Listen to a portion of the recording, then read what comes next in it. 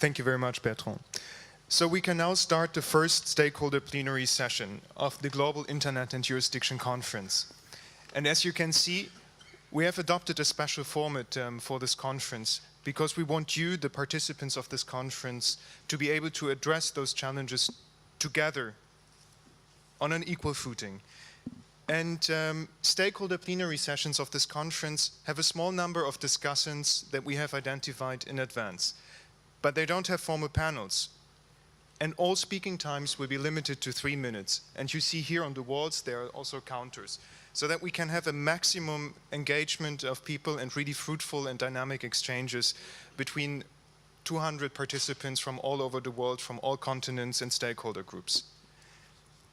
And we will have from the onset a sort of alternation between discussants and the general stakeholder plenary. And to take the floor, it's very simple. You raise your hand, the microphone will come to your place.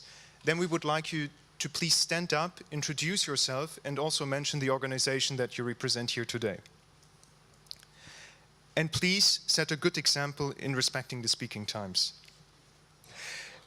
This session will be the opportunity, as Bertrand said, to address together what is the state of jurisdiction on the internet. And like you saw in the opening presentations, it was mentioned, this is a cross-cutting issue. It is a cross-cutting issue across several policy sectors: digital economy, human rights, security, as well as legal cooperation frameworks. And tensions are increasing all around the world.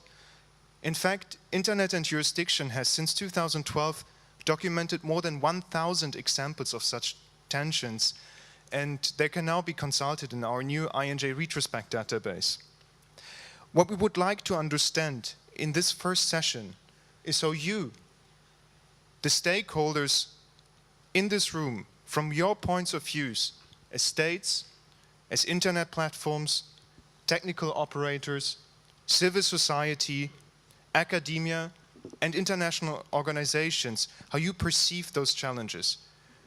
And more precisely, as Bertrand was already mentioning, we would like you to think about what will happen if we don't collectively find ways to address those challenges. What can happen if we fail to do so? We would like you to think today about what would be the social, political, and economic costs of uncoordinated actions or inaction.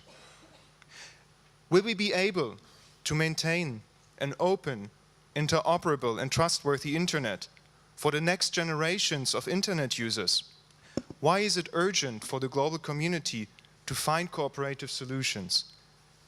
And with this, I would like to come to our first discussant of this plenary session. Christopher Painter is the coordinator for cyber issues of the US State Department. You have the floor. Thank you, Paul.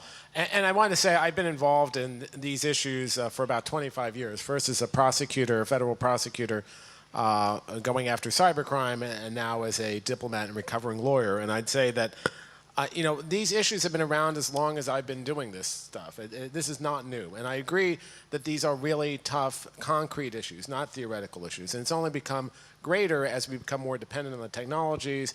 Electronic evidence has assumed an even greater role.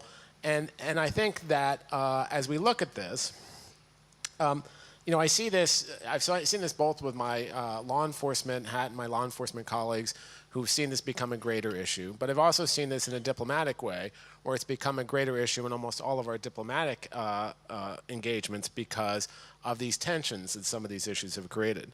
I also just want to make a more general point to start, that disruptive activities using cyber means easily cross cyber borders, posing a national security threat that have the potential to inflict really significant damage. The U.S. has been working to address these challenges for some time, and our general approach has been to look for consensus and to promote active international collaboration to address the transnational nature of the various threats in networked information systems. You know, I'll talk about some of the law enforcement things in a moment, but one way we've done this is in the international sphere and international security to promote the idea that international law applies in cyberspace just like it does in the physical world. We made a lot of progress there, and also to promote the idea that sovereignty is in fact not absolute, that there are limits to sovereignty, particularly when you're talking about human rights. Returning to the issue of electronic evidence, I think it's clear, as others have said, that the current situation in which companies face conflicting legal obligations and mechanisms for cross-border access to electronic data are really outmoded and, frankly, unsustainable. Some countries have begun to take action against U.S. companies and U.S. Employees, imposing fines or even arresting those employees, when often those employees and those companies are caught in a dilemma where they, to comply with U.S. law, they can't comply with foreign law, and that has really become untenable, and that, again, rises to diplomatic levels. I wanted to just address it quickly that, as we've dealt with this, we've had our own issues in the U.S. in terms of some of the legislation that we've seen. We've seen data localization, as several pointed out. We are trying to take a creative approach that you'll hear more about from my justice colleagues in the next couple of days. We're working with the United Kingdom to come up with a creative approach that will allow us to have information shared that will allow easier information being shared. They'll get more details, but the proposed new framework will permit the British authorities to access electronic data directly from U.S. companies where the investigation concerns serious crimes and targets accounts not used by U.S. persons or persons located in the United States. And if this bilateral agreement becomes successful, and I won't go into all the details of it now, that is something we can use as a platform to work with other countries. As long as we can guarantee not just the access to data, but also the protection of core privacy and civil liberties rights. So that's something we want to get both of involved. So the last thing I'll say very quickly is I also agree with Bertrand.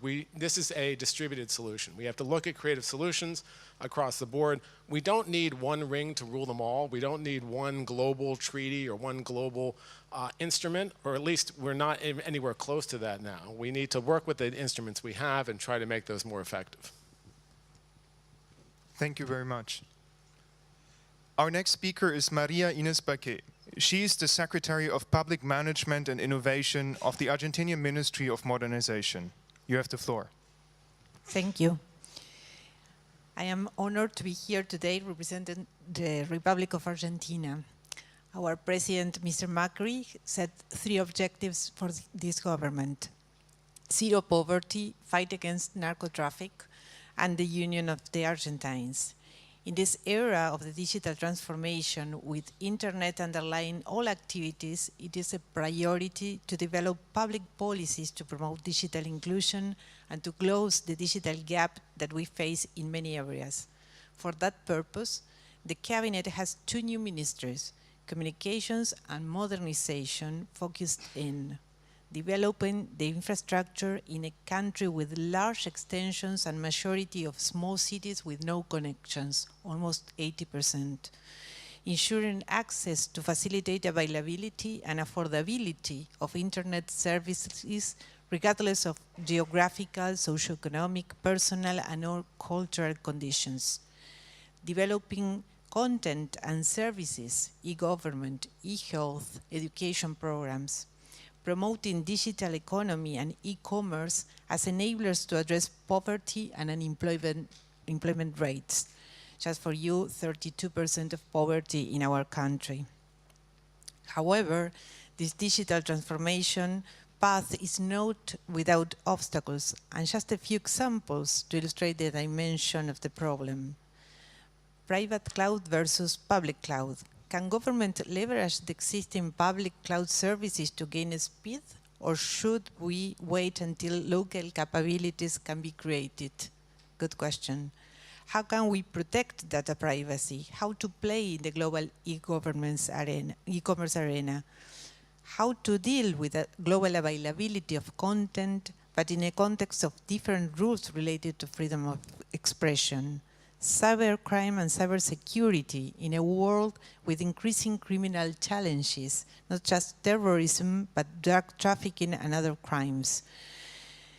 The preservation of national jurisdictions online without imposing unnecessary limitations to the global internet.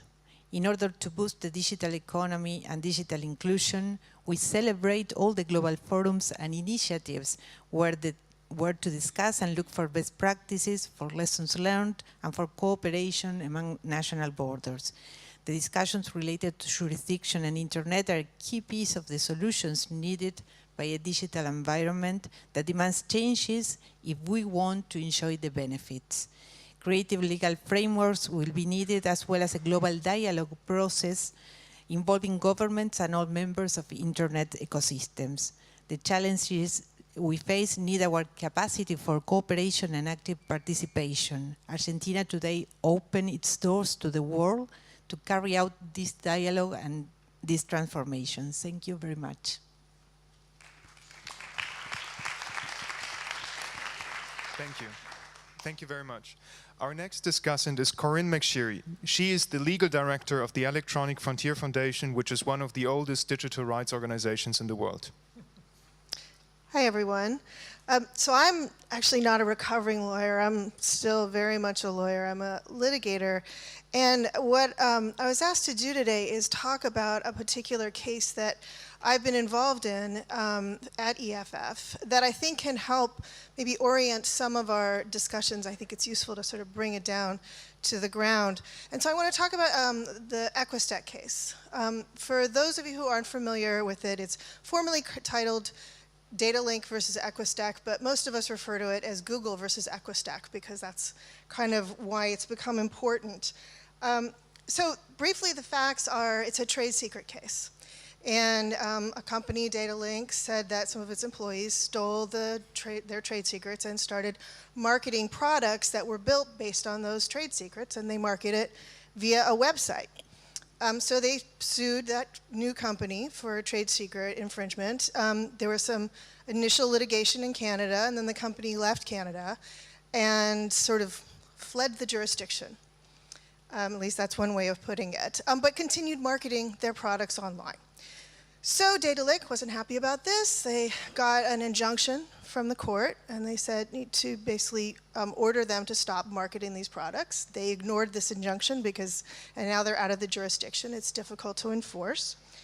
And so basically things escalated, just to be quick, and the company Data Link started calling on Google, could you please stop indexing these websites where they're selling these infringing products that we say are infringing. And Google initially resisted and then said, okay, yes, we will voluntarily do that, but only a certain number of URLs. But this is a voluntary measure on our part. So Data Link then went back to court and said, we want an order. We want an order from this court, ordering Google to delist these websites and eventually to delist these websites, not just here in Canada, but around the world.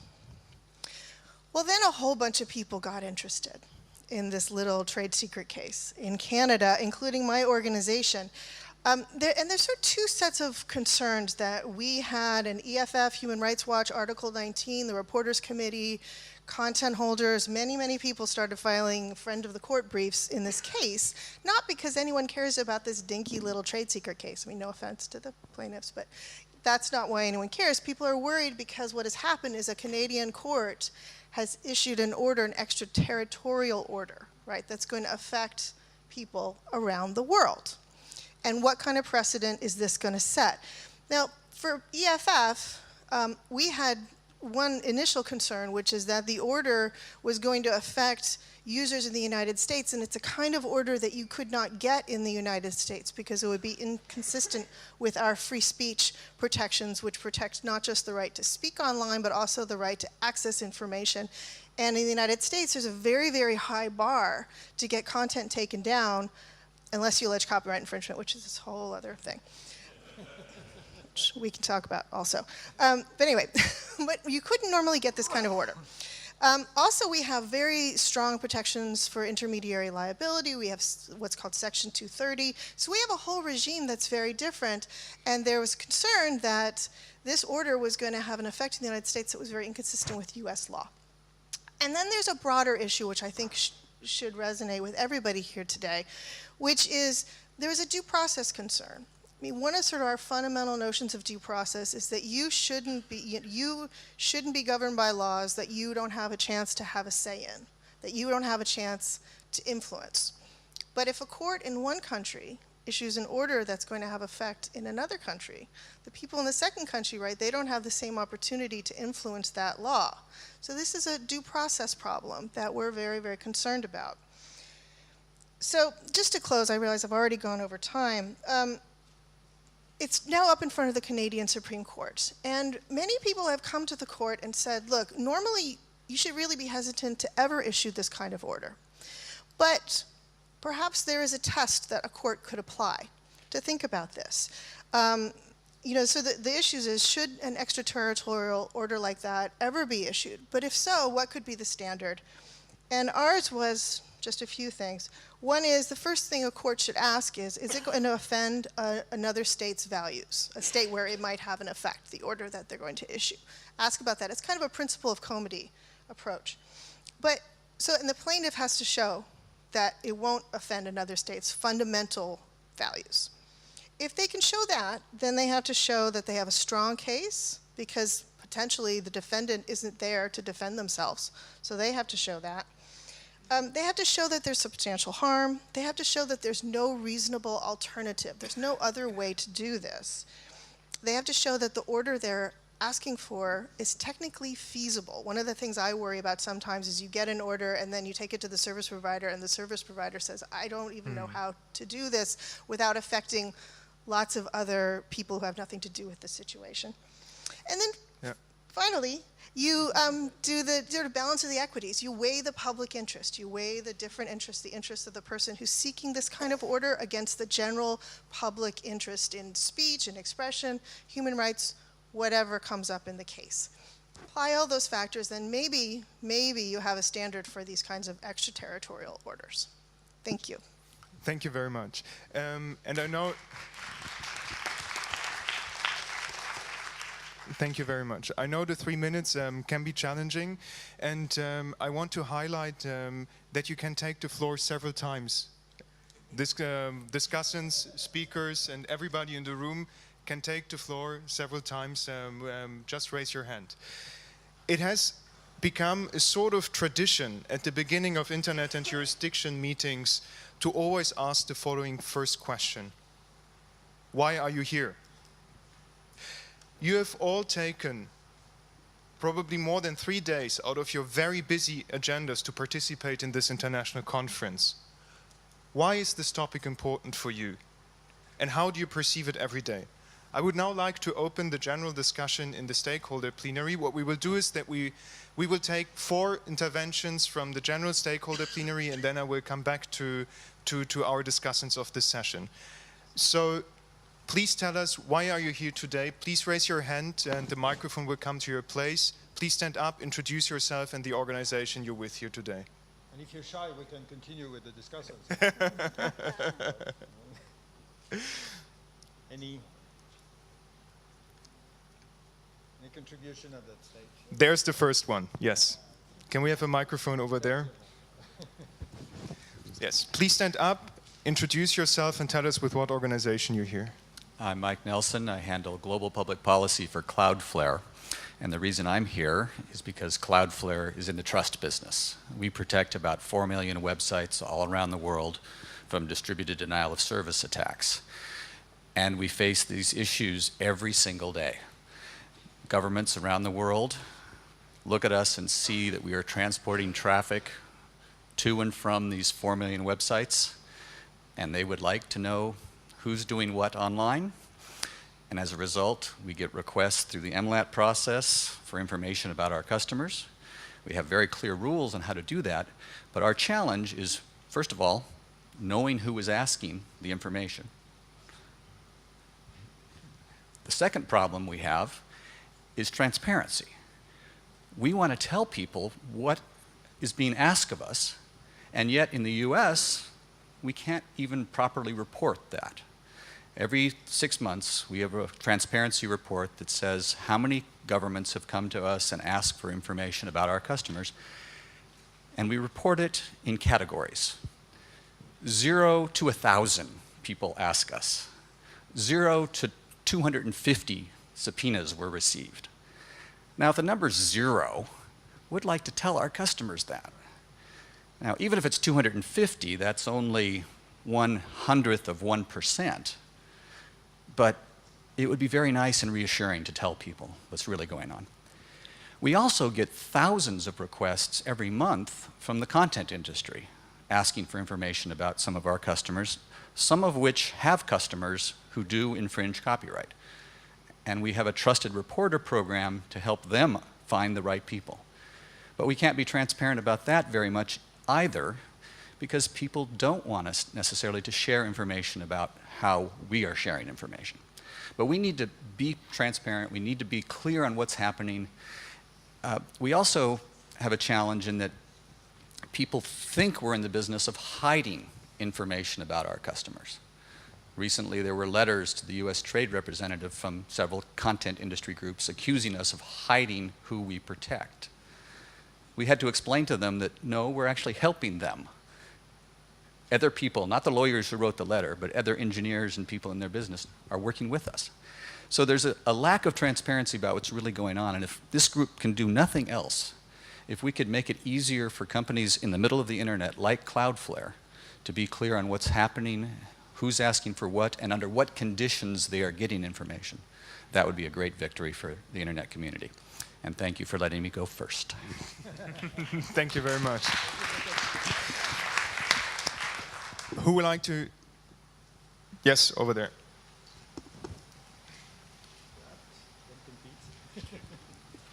Hi everyone, my name is Stephan Van Gelder. I think well, first of all, I'm here because Bertrand asked me to come and be a rapporteur for one of the streams, and I was more than happy to do that. But I think I'm also here because I'm getting a little bit impatient. The company that I created and worked for, which is called Milithan, is a consultancy company, and we consult on a variety of things, including for customers that are media companies. They run media information websites on the net, and some of them specialize in car and bike racing, which is a topic that's very close to my heart. And in doing so, they frequently run up against problems that appear small, but are actually potentially very serious for them. One of those problems, I'll give you an example, is that there's a law in France that prohibits the use of cigarette sponsorship archive pictures anywhere. On the internet, in printed media, on TV, anywhere. And my customers, they often tell stories of past champions, past races, and are often tempted to use pictures, archive pictures, to tell the history of their sport. Doing so in other countries may not be illegal. Doing so in France is. If they target English language content, they are mostly safe to do so.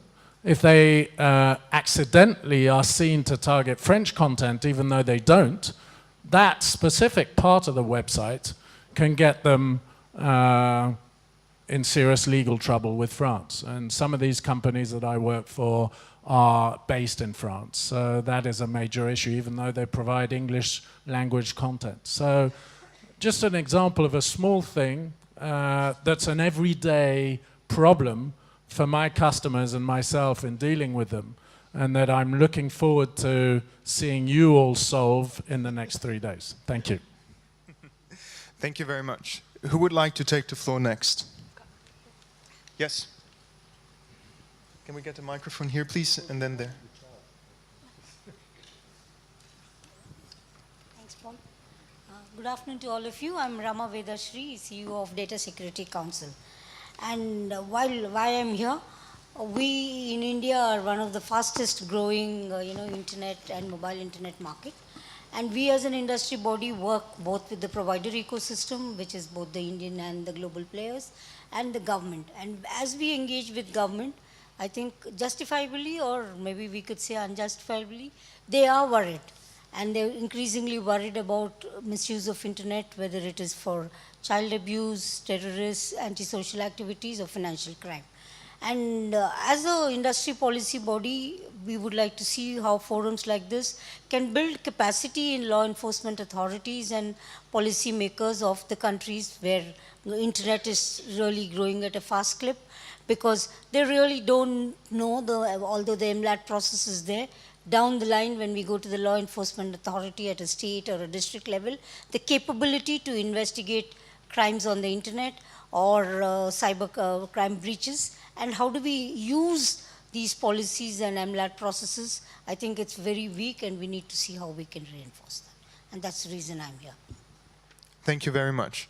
The next intervention is over there. Interventionist sounds like such an unfriendly term. Willing participant, willing victim, if you will. My name is Chuck Tobin. I head the Global Media Practice Group of the law firm of Holland & Knight in Washington, D.C. We represent a lot of people who are on the internet companies. I'm here with my client Liz Finberg, General Counsel of Public Interest Registry. I also represent a lot of the journalists in the United States. Our law firm handles the work for the New York Times, the Washington Post, CNN, ABC, NBC. And I think across the board, I want to underscore some of the comments we heard from my colleague Corynne McSherry from EFF and from some of the rest of you. Our concerns as United States actor, our concerns as United States internet, part of the internet architecture, and especially our concerns of the United States journalists are going to be very difficult to solve. They're going to be difficult as a matter of culture, as a matter of jurisdiction, as a matter of the way our courts work, and as a matter of the overriding pride we put, and pride may be the wrong word, but faith we put in our First Amendment system. And I know every time you hear an American get up in the room and talk about their First Amendment, there's a certain amount of eye rolling that goes on at these conferences. But you know, to us, the combination of due process, which is notice to the alleged bad actor, notice to the person you want to take the action, whether it's a journalist or an internet service provider, and an opportunity to be heard on the issues, and then a clear and comprehensible order that is consistent with the norms and practices of the local jurisdiction. Those are the issues that we hold near and dear, and in our view, they are solvable and resolvable and are frequently handled appropriately, are always handled in an appropriate fashion in the United States court system. The difficulty for us, and I'm here because I want to listen, learn, take back, and reflect, are in some of the cultural normative differences. We don't primarily in the United States hew to the right to be forgotten. I've litigated a number of those cases dealing with sealed court records and the like in the United States. Once the information is public, it should be accessible to the public and accessible to journalists in particular to be able to tell the stories. I'm afraid that we're also at this discussion at a very crucial time for United States journalists, given the election of an administration the other day, you may have heard about that, that has declared open hostility and open warfare on the American news media. And so I rise to say that we're here to listen and reflect back and cooperate with a very eager attention to hearing the touchstones of due process and freedom of expression permeating these discussions. Thank you very much. I would now go back to our discussants. I would now like to give the floor to Thomas Fitschen. He is the Director for the United Nations for International Cooperation Against Terrorism and for Cyber Foreign Policy at the German Federal Foreign Office. You have the floor. Yeah, thank you very much. And thanks first of all for inviting me, representing a state of jurisdiction. I'm of course happy to talk about this state of jurisdiction on the internet. And of course you don't expect a diplomat to be either pre-Westphalian or post-Westphalian, but I would describe myself rather as contemporary Westphalian. And in that sense I would like to make the case for jurisdiction as we know it, just to counterbalance what has been said earlier. A jurisdiction of a given entity is commonly defined as the right or the lawful power of that entity to establish the rules and to see that the rules are being followed. At the international level, in a very basic sense, the jurisdiction of a state means the lawful power of a state to act, and if so, how, whether by legislative, executive, or judicial means. Jurisdiction is about the right to authoritatively say what the law is, to establish procedure for identifying breaches of the law and to enforce the law. In that sense, jurisdiction is about allocating competence. And for international lawyer, of course, the issue of allocating competence is very important. As Rosalind Higgins once remarked, there's probably no more important way to avoid conflict than by providing clear norms as to which state can exercise authority over whom and under what circumstances. Without that allocation, all is rancor and chaos. And of course, to understand jurisdiction properly, we also have to look at sovereignty. Sovereignty is bound up by territory. Governments are sovereign within their territory, and within their territory, they can exercise jurisdiction. There are, of course, a couple of cases where you can exercise jurisdiction beyond your territory, extraterritorially. But the problem comes when you want to enforce the jurisdiction that you have internally elsewhere. So if you have to go beyond your borders, trans-border business. And here, of course, the iron rule, since sovereignty is always sovereign equality, so what I can do as a state, I can do in my own territory, but beyond that border is another state who has sovereignty in that territory. So that shouldn't be mixed up. So when it comes to law enforcement, again, you can act trans-border, or beyond your own borders, only with the consent of the other state. And that's, I think, is a very important principle, especially now that on the internet you can do all kinds of trans-border searches and contacts and information gathering without the proper consent. But of course, once you start enforcing your laws in a judicial proceeding or in a civil proceeding, then I think states will insist on jurisdiction and sovereignty being protected, and they will insist on whatever is being done in a trans-border way to ascertain and investigate and exercise jurisdiction is done with the consent of the other state. That is a very important principle. I know this is becoming terribly difficult in trans-border cybercrime investigations, because technically everything is so important, so difficult even to establish allocation, the proper location of the crime, of the perpetrator, of the data, of the evidence. Everything is terribly difficult. But the principle, I think, should still be that whenever you act across borders, you need consent of the other state. And that's why this symposium, I hope, this conference can really support this process, because yes, we do need new processes. We have the Budapest Convention on cybercrime, a lot of very intricate and technical solutions to this. But of course, Budapest is still limited to the members, and other states around the world have the same problems. But again, I wanted to make the case for consent, for agreement on these things. As a government representative, I think I have to do that. Thank you. Thank you very much. I would now like to give the floor to Quaynor, who, as Nana already mentioned, is one of the fathers of the internet in Africa. He is the chairman of the Ghana National Information Agency, and he's also a member of the advisory group of this conference. You have the floor. Thank you very much. I'm very pleased to have an opportunity to participate in this meeting, which I think is very important for the new role that I'm beginning to assume in Ghana. I think the policy network presents a good opportunity to create a semblance of some interoperability within the jurisdictional framework. I say that from the viewpoint that I think we agree to more than we seem to disagree with. So the usual way I will react is we can implement what there's consensus on, so to speak.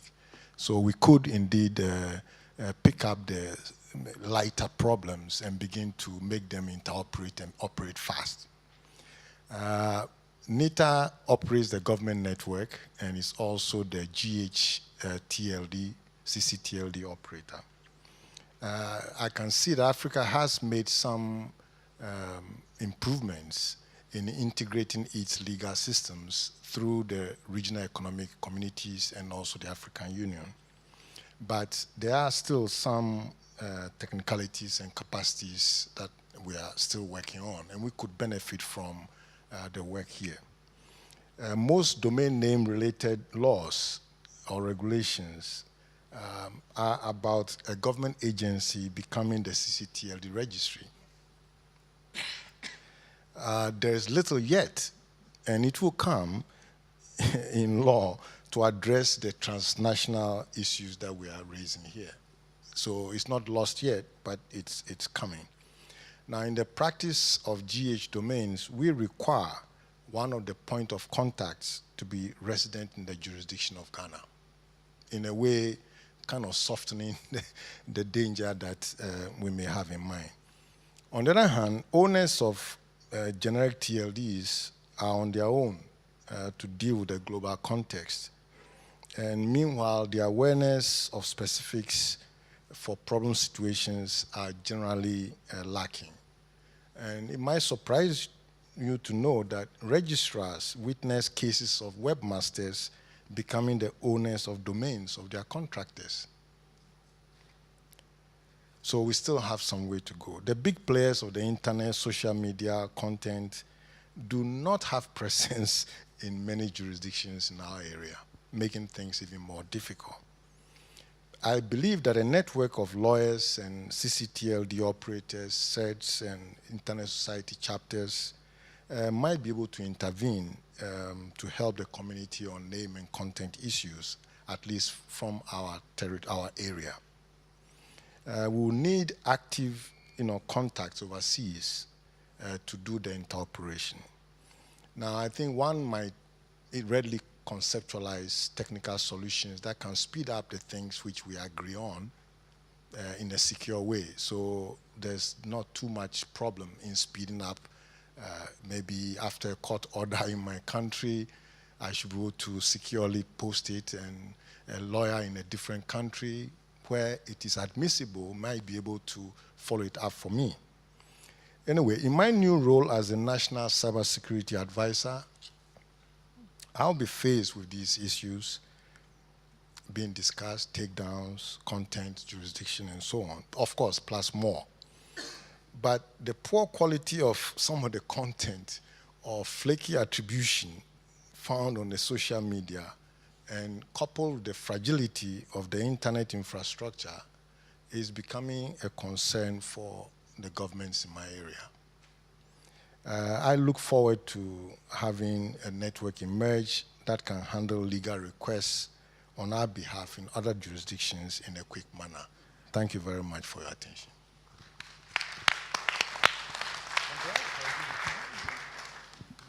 Thank you very much. Now I would like to give the floor to Paul Nemitz. Paul Nemitz is the Director for Fundamental Rights and Union Citizenship in the Directorate General for Justice and Consumers of the European Commission, which is also one of the institutional supporters of this conference. Thank you very much, and congratulations to the organizers. I think this has been very well prepared, and I will not repeat all the benefits of the internet. No doubt they exist. We have also colleagues here in the room, others who know this better than me. I'm a newcomer to this forum, so there's Megan Richards here, Deputy Director General of DG Connect. In the sessions tomorrow, we will have David Frigeri speaking on hate speech and content issues, and Katrin Bauer-Bulst speaking on cybercrime. Let me say, I think it is important that we measure any new solution which we are envisaging also against the very basic question, does it serve democracy? Because overemphasizing the technological achievement, and for that matter returning to the declaration of the independence of the internet, or overemphasizing economic concerns, of course, is deeply anti-democratic. Democracy realizes itself through laws, and the electorate has an expectation that where they vote and where they elect parliaments, that these parliaments act and make a difference in the world, that they adopt laws, and that these laws are enforced. So the trias of democracy, rule of law, and fundamental rights, and by the way, fundamental rights not only on the level of the United Nations Charter, but fundamental rights as we have given ourselves and we have promised to our people, which are of course much more intense in Europe than elsewhere, with a double system of checks on fundamental rights from the European Convention of Human Rights. There's an external court. We're the only continent which has an external court checking on states whether they actually deliver, and the relatively young Charter of Fundamental Rights, which gives us rights which in America don't exist, such as the right to data protection on constitutional level, all these rights need to be delivered. So I think when we look at the issues here, we have to ask ourselves on issues like privacy, will the solutions which we envisage serve the basic principle that for personal data, protections travel with the data?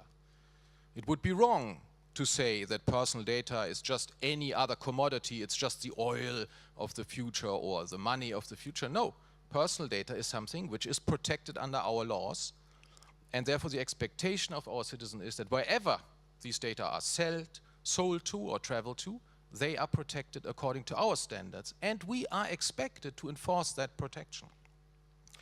On hate speech, our history has created different expectations than maybe in the United States. And again, these need to be enforced even if the servers on which this takes place, or for that matter, the companies like Facebook, Google, and Twitter act outside Europe.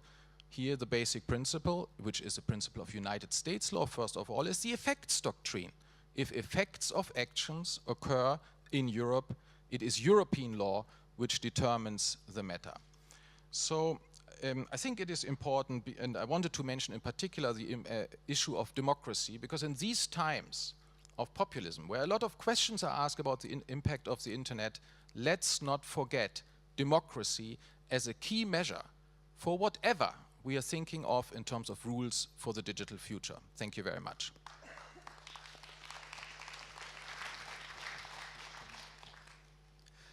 Thank you very much. We're now taking again 4 interventions from the room, so please tell us, why are you here today and what is the state of jurisdiction on the internet? There was one there. Yes?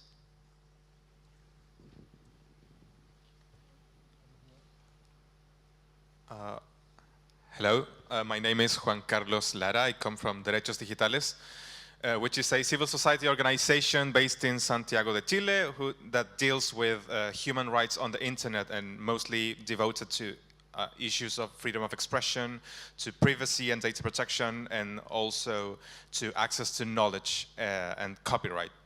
So much of the work that we do has to do with how we view from the Latin American countries all the discussions that arise from the use of the internet and the persecution and the prosecution of certain crimes and how they are interpreted, and how the international system works towards the use of the internet, and how certain norms inside the country are not enough to prevent abuses that occur outside the countries in our region.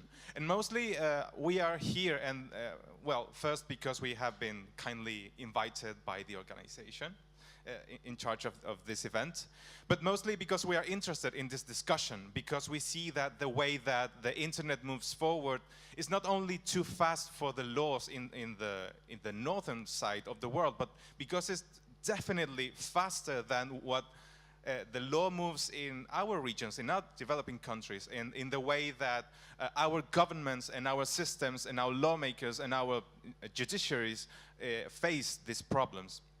So we are here because we want to see how that discussion unfolds, and because we want to see how the procedures for due process that are installed in place, not just by law, but also by agreements and by private practices, how do they affect the users in the developing countries and in the global south?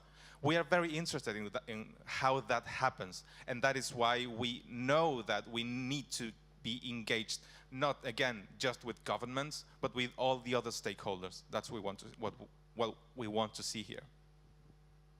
Thank you very much. Over there, please, just in front. Yes. Thank you. My name is Marc Rotenberg. I'm the founder of the Electronic Privacy Information Center, EPIC, in Washington, D.C. Most people probably know us for our work on privacy, but that's not really the basis of my statement today.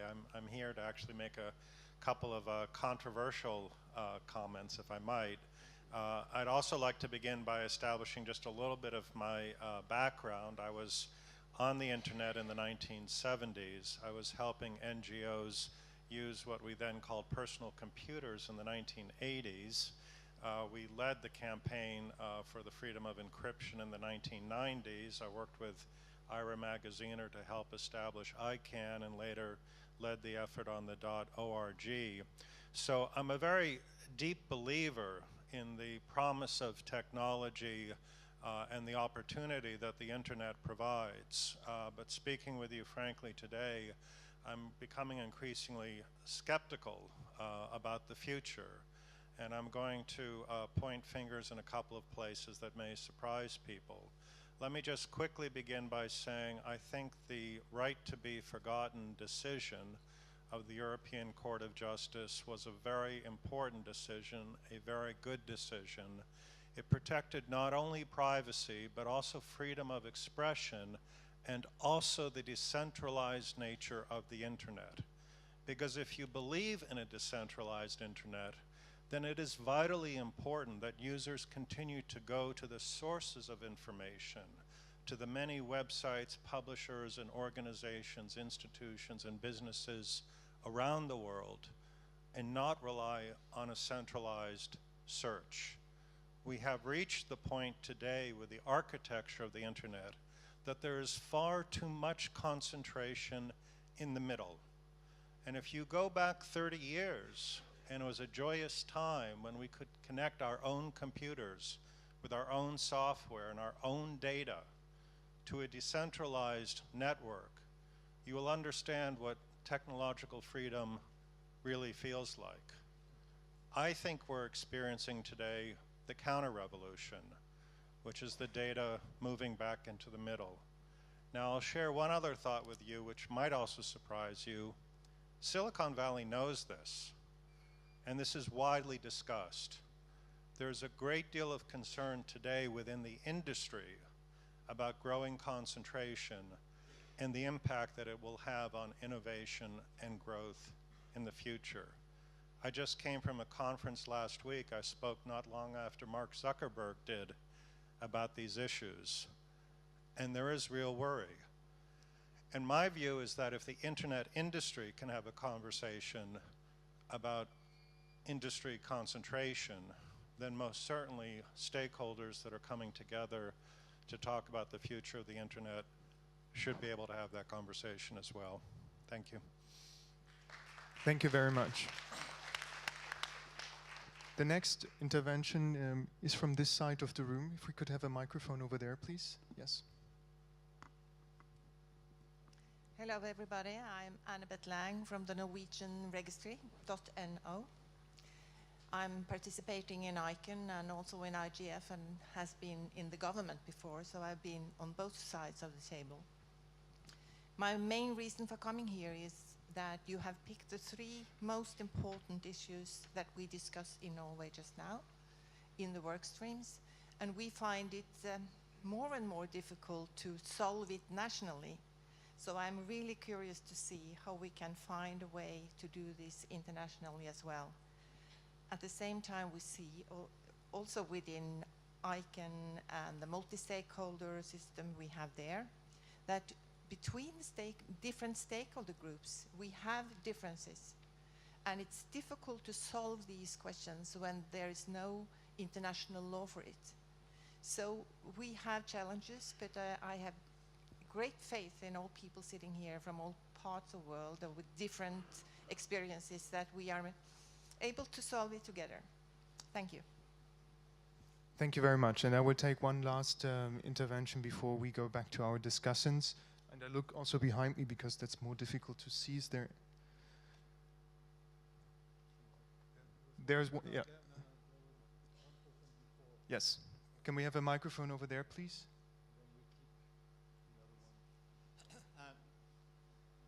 David Souter from ICT Development Associates. And I write about the interface between the information society. What?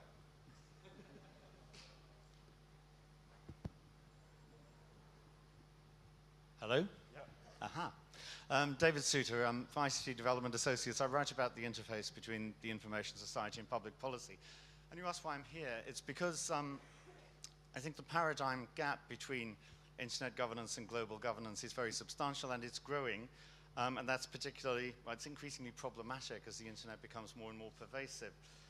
So I agree with the premise about the need for procedural coherence, but I also think it's getting more difficult. And I want to raise three, I think, sort of big picture questions as to why. So the first is to do with the perceptions around the internet community. I think the internet community tends to take an optimistic perspective. I tend not to, in many ways. I think the internet community sees the problem here as being that really that the Westphalian system can't cope with the internet. For many of the people who are not here, governments included, or perhaps governments particularly, but all others too, the problem is that they see is that the internet can't cope with the Westphalian system. In other words, that the internet can't cope with the nation state. And whether we agree or disagree with that, we probably in this room disagree with it, we nevertheless need to see it from that perspective in order to understand how to go forward with the kind of procedural coherence that we're looking at. The second reason is the pace of change, which was mentioned a moment ago, that frankly our human institutions of governance simply can't cope any longer with the pace of technological change. They're overwhelmed by it, particularly in smaller and developing countries. And I think the third is that this is actually quite an unpropitious time for us to be looking for international governance and procedural coherence. So if you look around you at the moment, the internet's a globalizing phenomenon, but we see an uprising against globalization in a number of countries, including my own, the UK. It requires international governance, but we're seeing a resurgence of nationalism and protectionism, or protectionist sentiment. And countries, including, again, my own, have explicitly rejected international governance as their model looking forward. And it requires, it's based on the internet being an agent of universal rights, yet I think we're seeing an upsurge in authoritarianism as well around the world, and a questioning of human rights language more than we have seen over the past, in the past generation. All of those, I think, are major problems, and if we're going to address this question positively, as I think we should, and that's why I'm here, I think we also need to look at the ways in which we need to stem those tides of international thinking, international sentiment. So sorry to raise those kind of bigger, more negative and pessimistic questions, but I think they're really important. Thank you very much. No. Thank you. I would now like to give the floor to Brett Marden. He's an assistant director at the Interpol Global Complex for Innovation based in Singapore. You have the floor. Thank you very much for the opportunity to address the audience here. I bring a slightly different perspective than most of the people in the room. I'm a long-term police officer, I've been in law enforcement for over 30 years. And what we bring to the table is the desire to stop people from doing bad. That's pretty much what law enforcement is there for. Now, I believe the biggest cost that we potentially have, and that was what we're asked to look at, the cost of inaction. The cost we have is the loss of trust online unless we have a way of identifying and acting against the bad actors online. We have to have a way of doing that. To set the scene, a recent activity that Interpol supported some member countries on was in relation to business email compromises. Now, in this particular investigation, there were 6 different jurisdictions involved in one particular instance of this investigation. There were multiple instances of this occurring, combinations of victims of an email compromise and then victims of a fraud. So in the end, we probably ended up with about 10 to 15 different jurisdictions we had to interact with to help this particular country, in an African country, to solve this crime. Now, I applaud some of the work that's being done in relation to improving the mutual legal assistance process, and I know that that work will help in the prosecutions of this type of investigation. However, it's not going to help us to identify the actors in the first place. There are so many issues in that identifying these actors. Summarising it, there's the access to information by law enforcement in some of the countries around the world. There's the authentication of law enforcement. So how do we know that person on the other end is a law enforcement officer? There's also the problem of dual criminality and causality. We've talked before, and I've heard on some of the things about that dual criminality, that you can either have an offence in one jurisdiction, not in another. This becomes even more complicated when perhaps the private industry partner who's got the information we've got has no nexus to the crime. I'll take an example where somebody logs onto a crime forum using a Gmail account, doesn't matter which particular company it is. There's no nexus between that email account and the crime being committed on that forum. But it provides an avenue of inquiry for the police to identify that bad actor. So how do we justify getting that information from a third party where there's no nexus to the crime from that third party? But it's still critical information. Who bears the cost for that from private industry? Does private industry then have an obligation to understand the criminality behind it?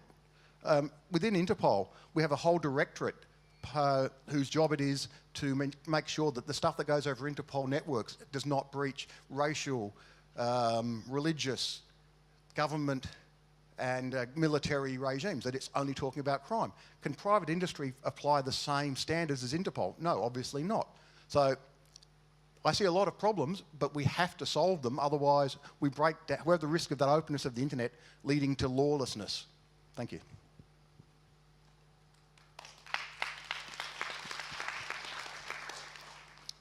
Thank you very much. I would now like to give the floor to Elvin Itachi, who's heading the Internet Standard Setting Unit at the Council of Europe, and the Council of Europe is also one of the institutional supporters of this conference. You have the floor. Thank you, Paul. Thank you, Bertrand. Thank you to the Internet and Jurisdiction Project for inviting the Council of Europe and for organizing this conference. I would like to continue a little bit with the question you asked, Paul. Why am I here? Why are we here? I have followed this project, the Internet and Jurisdiction Project, since its start, and it has been a fascinating and an incredible discovery, actually, of key questions in a very complex legal arena. The national and the international policymakers and courts, national and international courts, are struggling with issues that are being discussed by this project, which have been identified and debated by the project. You have been doing a tremendous job in framing the issues, in helping the state and non-state actors to ask the right questions. And asking the right question is really key for jurisdictional debates. Many times I have found the project to be a laboratory of ideas. I have gone to your resources of information to check my own assumptions, to cross-check my own ideas, and to enhance my understanding of issues. And today I'm very glad to see how many resources of information and analysis you've put out there for the community in your new website as well, which is a very good one. The Council of Europe has supported the project. We have accompanied the development of the project. We have been contributing to your discussions and debates in the in the European Dialogue on Internet Governance and the international IGF.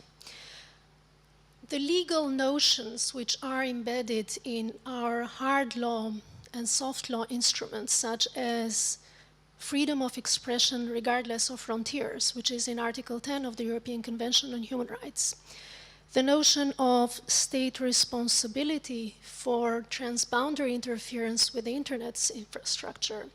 The notion of state responsibility for transboundary interference with Internet traffic, with the free flow of information. The legal framework for asserting and exercising jurisdiction that we have in the Council of Europe's Convention on Cybercrime, the Budapest Convention. All these legal notions, I think, have inspired the project's debates, but have also been mutually reinforced by and enriched by the discussions that the Internet and Jurisdiction Project has facilitated. So, in conclusion, I am looking forward to the discussions we will be having in these 3 days, and I am certainly going to take back to the Council of Europe's work we are doing on several areas of Internet policy, some of the conclusions that I hope will be reached in these 3 days. Thank you very much, and congratulations again for the conference.